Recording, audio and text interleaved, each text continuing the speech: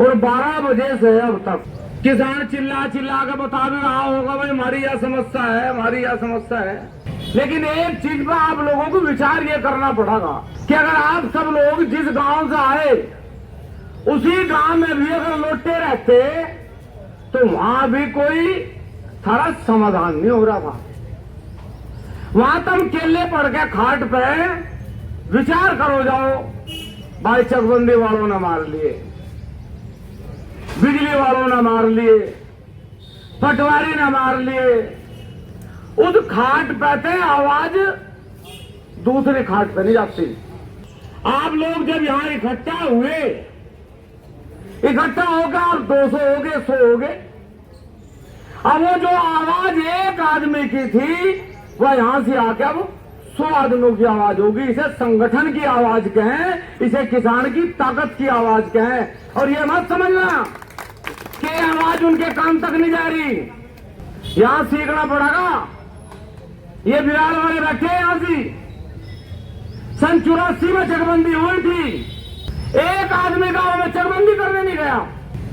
कोई सीओ, कोई एसीओ, कोई एसओसी, कोई गांव में चकबंदी करने के लिए नहीं गया और सारे गांव की चकबंदी हुई। बड़ी कमाल की बात देख लो। तो आप सब किसान भाइयों से निवेदन है कि आप लोग एक का करना सीख लो।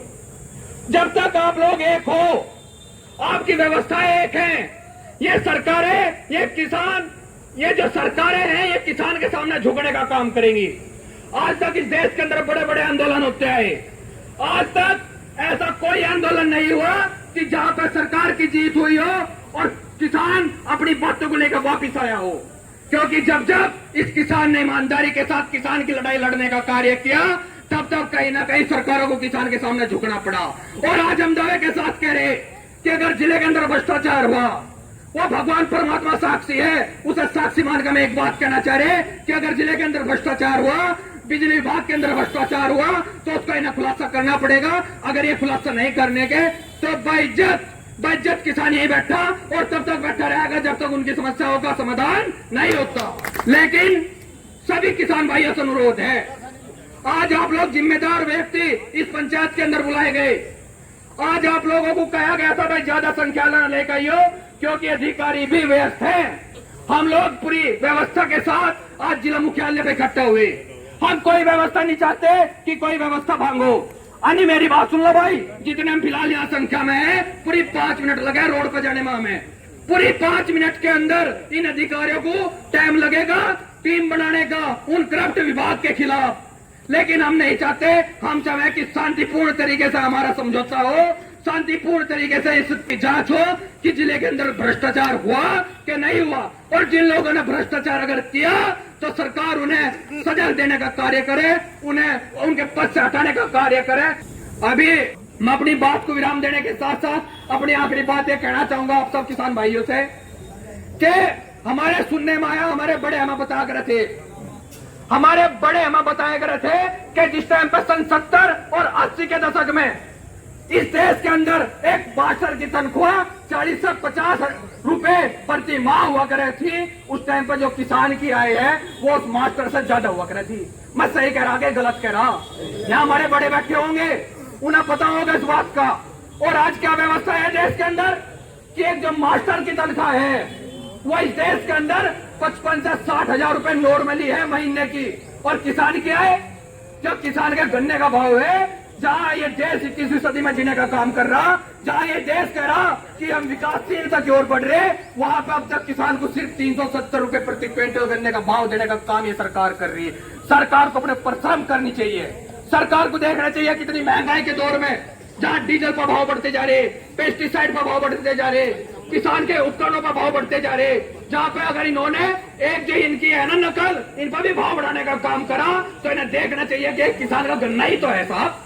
किसान के गन्ने पर ही अगर इन्हें भाव नहीं मिलने का, किसान की फसल पर इन्हें भाव नहीं मिलने का, तो किसान से बड़ा पीड़ित कौन हो सके? हम सच्चे किसान हैं साहब। हमें पता कि जिस टाइम पे हम खेतों में काम करें कितनी पीड़ा हुए।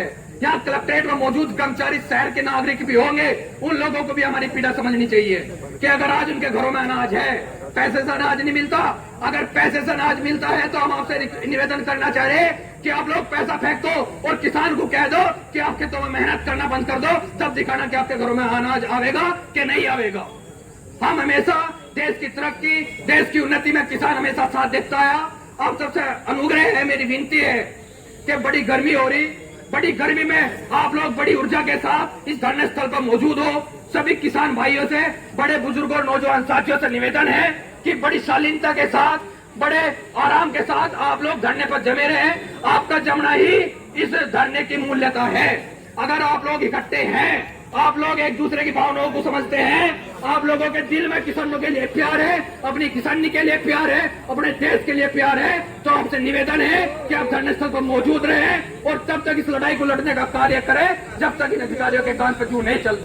किसान एकता जिंदाबाद, किसान एकता जिंदाबाद, किसान मजदूर संगठन जिंदाबाद, किसान मजदूर संगठन जिंदाबाद, ठाकुर पूरण सिंह जिंदाबाद, ठाकुर पूरण सिंह जिंदाबाद। बहुत बहुत धन्यवाद सभी किसान भाइयों। काम ना करें इसकी तो सरकार तनख्वाह दे और जो काम करे उसकी रिश्वत ले, इसलिए इन्हें कोई जरूरत नहीं है। भाई मेरा चक जहां था मेरा चक बदला, मैं गांव तो नहीं बदल सकता ना, मेरा तो चक ही बदल सके, मेरी चकबंदी में जमीन उठ सके, गांव तो नहीं बदल रहा मेरा। अधिकारी का क्या है भाई, जोड़ का अधिकारी यहां से आया था पहले एसओसी, वो अब गाजियाबाद चला गया, गाजियाबाद से मुरादाबाद चला जाएगा। ये जोड़ का आज आया, यो कल को गाजियाबाद चला जाएगा। अधिकारियों को इसलिए रिश्वत लेने में डर नहीं लगता कि उन्हें पता है यदि 50 लाख रुपए रिश्वत ले ली तो 10 लाख रुपए देकर ट्रांसफर करवा लिए, बात खत्म। तुम कहां जाओगे, थारा क्या हाल होगा। आज जीएसटी में बताओ कोई सी चीज नहीं आती। आप जुराब ले लो, जूता ले लो, चप्पल ले लो, कंगा ले लो, तेल ले लो, एक चीज का नाम बताओ जिस पे जीएसटी नहीं दे रहे आप लोग, बताओ ना। सबके बच्चे हैं, पहले सरकारी स्कूल हो गए थे, सरकारी मास्टर हो गया था, एक स्कूल में 1000 बच्चे हो गए थे। आज नौबत यह आएगी मास्टर 3 है, बच्चे 2 है, सैलरी तो फिर भी दे रही सरकार, क्यों दे रही भाई। बंद कर दो ना जुगाड़बाजी। जितनी सैलरी सरकारी मास्टरों को मिल रही उसके बदले में 10 प्राइवेट मास्टर लगाए जा सके 10,000 रुपए में, क्योंकि ये तो 5,000 ही देगा प्राइवेट स्कूल वाले। आप 10,000 रुपए दो, सरकार की तरफ से सुविधा पर रखो ना, हटाओ ना सरकारी मास्टरों को, लोगों का खून चूसने के लिए लगा रखे। भाई एक एक चीज आम आदमी से जुड़ी जिसके लिए किसान यहाँ बैठ रहा। अगर किसी के मन में बहम है टाई लगाने वाले के, बैंक में काम करने वाले के या ऑफिस में जाने वाले के केवल या अपने लिए बैठते किसान, हर व्यक्ति की आवाज उठाया किसान। और यही इस देश का दुर्भाग्य है कि जब यहाँ कोरोना काल हुआ ना, कोई किसी को पूछने वाला नहीं था। ये जो एसपी, डीएसपी, ये डीएम साहब हमने अपने आंखों से देखे, जब ये आए रहे थे तो किलोमीटर दूर खड़े हो गए थे, वहीं पे सारों से बात करे गए थे, चलो भाई ये करा दे, वो करा दे। और यही अंदाता, यही किसान वहां बॉर्डर पर खड़ा था, रोज गाड़ियों में, ट्रैक्टरों में पूरी बनाया रहा था, सूखी सब्जी बनाया रहा था, और हजार हजार आदमियों को, आज भी वीडियो पड़े हमारे पास किसी भी बयान में, एक एक हजार आदमियों को रोज खाना खुआया किसानों ने। यूपी हरियाणा बॉर्डर की बात कर रहा है, यमुनानगर की, कितने बॉर्डर हो गए आप अंदाजा लगा लो। उनका मनोबल कौन बढ़ा रहा है, देश का आम आदमी। वो ये कह रहा है कि हमें बंदूक दो, हम भी लड़ेंगे। वो ये कह रहा कि देश को मजबूत करो, हमारे पे टैक्स और लगा लो, कोई दिक्कत नहीं है। तो हम तो हर जगह उनको हौसला बढ़ा रहे, पर सरकार क्या कर रही है भाई। इतना बड़ा देश, इतनी बड़ी सरकार, इतनी बड़ी आर्मी, इतने बड़े बड़े हथियार, क्या करवाया भाई। करने के लिए बैठेगा किसान यहाँ के डीएम साहब को बिना इनके बैठे कार्रवाई करनी चाहिए थी। अगर डीएम साहब इस बात का इंतजार करेंगे आप पब्लिक यहाँ पब्लिक आएगा अपना रोष व्यक्त करें तब देंगे, तो इसका मतलब भाई कहीं ना कहीं गड़बड़ है। सरकार के साथ साथ अधिकारी भी कहीं ना कहीं इस घोटाले में शामिल है। तो हमारा तो निवेदन है, आप लोग हमारे बड़े जितने यहाँ बैठे जो भी तय करेंगे, जब तक आप नहीं कहने यहाँ से उठने के लिए, पानी पीने के लिए भी नहीं उठने के, जब तक आप लोग नहीं कहने यही बैठे जी। संगठन की तरफ से हमारे राष्ट्रीय अध्यक्ष जी ने डीएम साहब को सौंपी, जिसमें सर्वे 32 किलोमीटर लंबी लाइन का हो गया, लेकिन कार्य 7 ही किलोमीटर है और उसकी अब तक कोई जांच पड़ताल नहीं है। बड़े दुख की बात है डीएम साहब, आप पे तो बहुत बड़ा भरोसा है, पूरे जिले की जनता को आप पे इतना भरोसा है कि आप इस किस्म की बात को तो तुरंत 24 घंटे के अंदर वो निर्णायक स्थिति में चली जानी चाहिए थी। भ्रष्टाचार के बारे में तो मैं क्या कहूँ अध्यक्ष जी। भ्रष्टाचार की तो अंत ये है कि नसीपुर वाले बैठे, यहाँ पीपल गांव वाले बैठे, एक घर नहीं बचा होगा जिस गरीब आदमी ने अपनी भैंस, अपना जोटा, अपनी बुग्गी बेच के, यहाँ तक कि अपनी घरवालियों की चीज धर धर के भी इन्हें चकबंदी वालों को पैसे दिए, लेकिन इनके चक नहीं लगे। अब इन्हें तो नींद आनी नहीं थी, क्यों? कहीं कहीं 1000 रुपए लगा के तो जंदरे लगवाए थे। अब वही काम हो रहा है, जब खा लिया जंदरा, क्या 10 और क्या 15। बिजली विभाग में इतना बड़ा घोटाला है कि आप सोच भी नहीं सकते। उसकी सूचना दी गई, अधिकारियों को कई कई बार अवगत करा दिया, उसकी जांच करानी चाहती। हम सहारनपुर से आए, वो जो बड़ा राज है बिजली विभाग का, वो सहारनपुर बैठे, वहां से हम शुरू करेंगे। अब जल्दी का आदेश दो और जाम लगाओगे, वहां से धरना ही धरना नहीं, पहले धरने धरने तक कुछ नहीं होता, वहीं से जाम लगाओगे बैठ के, इसकी जांच हो। क्योंकि बिजली विभाग का जितना कर्जा होगा हर एक उपभोक्ता में बटेगा, हर एक उपभोक्ता में। कोई सोचता हो आगे कई 100 करोड़ रुपए खाकर चले गए, तेरा कुछ नहीं गया। जो एक बल्ब बाढ़ रहा ना, उसके बंटे में भी 1000 2,000 रुपए होंगे, कई 1000 रुपए बंटे में होंगे। सब इन मीटर वालों को देना पड़ेगा। समस्या के बारे में तो आप सभी लोगों को पता है, इसमें बैठने से ही और कहने से ही होगा जी। देखो संख्या बहुत कम है, जितनी ज्यादा बढ़ेगी उतनी ज्यादा हम इसमें तादाद में कुछ काम कर रहेंगे। डीएम साहब को कई बार बताया भी चुके, इस चीज पर ध्यान दें कि ये समस्या का विषय है, इस पर ध्यान देने से ही समस्या खत्म होगी। बार बार कहने से समस्या खत्म नहीं होगी। आज ये करेंगे, आज वो करेंगे, टीम तैयार होगी, ये होगी। ठाकुर पूरण सिंह हमारे बीच में, प्रदेश उपाध्यक्ष वेदपाल भोजी जी हमारे बीच में पहुंच चुके। एक बार जोरदार तालियों से स्वागत। दीपक राणा जी अपनी टीम के साथ, भोजी साहब यहाँ जो भोज साहब। भाइयों, हमारे यहाँ 30-40 साल से चकबंदी चल रही है, और इतना भ्रष्टाचार चकबंदी में है, शायद ही किसी विभाग में इतना होगा जितना चकबंदी में चल रहा है। बिजली विभाग में भी जितना 40 साल से देख लो गाँव में क्या रहा होगा, 40 साल से गाँव रुकता आ रहा। और गलती तो करे चकबंदी वाले, कई खाड़ों पर चक बना रखे, तालाब जो है उनमें पट्टे काट रखे, भुगतने पड़ रही है किसानों को। ये बाप के नाम 1/2 कंप्यूटर ले चढ़ा दे, वहाँ 1/3 1/4 हुए क्या रहा। वहाँ जाओ तो लुकाश जम का एप्लीकेशन दो, एक वकील करो, वो चक्कर काटता चल जाओ उसे 1/2 करवाने के चक्कर में।